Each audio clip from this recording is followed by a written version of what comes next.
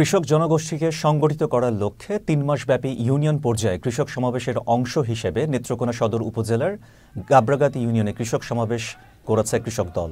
শনিবার বিকালে ইউনিয়ন কৃষক দলের উদ্যোগে এ সমাবেশ অনুষ্ঠিত হয়।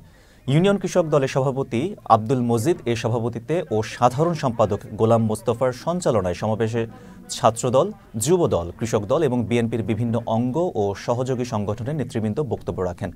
এ সময় প্রান্তিক পর্যায়ের কৃষকেরা বিভিন্ন সমস্যা, সম্ভাবনা, সুবিধা অসুবিধা জনসম্মুখে তুলে ধরেন বক্তারা।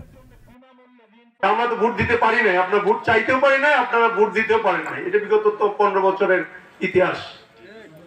এইটা থেকে একটা সামনে সুন্দর পরিবেশে আমাদের একটা সুযোগ এসেছে।